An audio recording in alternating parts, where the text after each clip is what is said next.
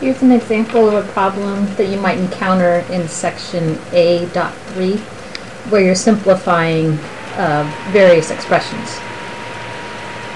In this problem, you're asked to write the expression as a single quotient, which means a single fraction, in which only positive exponents and/or radicals appear.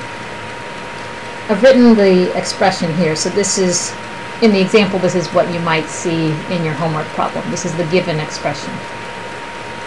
And in a few of your homework problems, I noticed conditions, such as this one here, and I just wanted to give you a brief explanation why that's part of the problem.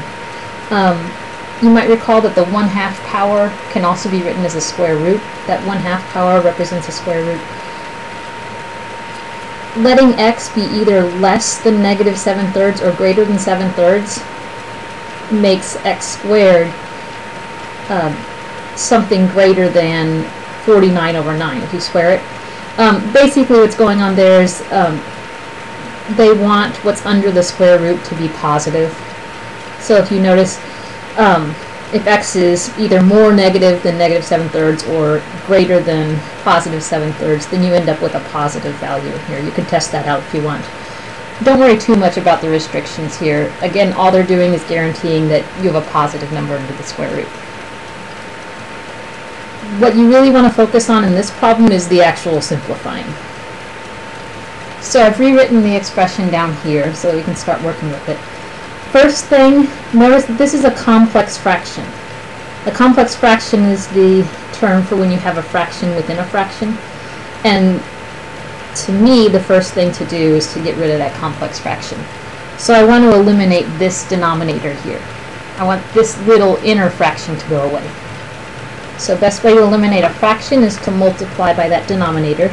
Just remember, you can't just multiply here by that denominator. You have to multiply the whole numerator. And I'll try to stay out of your way here.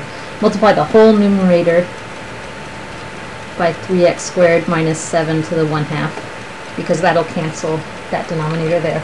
And then make sure that you do the same thing to the denominator of this overall expression. So we're multiplying top and bottom by the same amount, so we're not really changing the expression. We're essentially multiplying by 1. So if I distribute the 3x squared minus 7 to the 1/2 here, so I'd have this little inner fraction times 3x squared minus 7 to the 1/2. I'd have this expression over here times 3x squared minus 7 to the 1/2. And I'd also have the denominator times 3x squared minus 7 to the 1/2. Now notice the nice thing here, the denominator cancels just like we wanted. That was the whole purpose. So that on the next line, let me make sure you can see, you have just 3x squared left over from that first part of the expression, minus, now here you need to remember your properties of exponents. You have the same base on each of these. When you multiply two expressions with the same base, you add the exponents. So 1/2 plus 1/2, we end up with 3x squared minus 7 to the first power.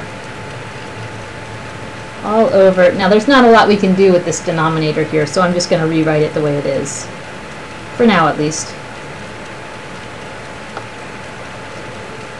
Now, first part, you don't really need to write that exponent, I know.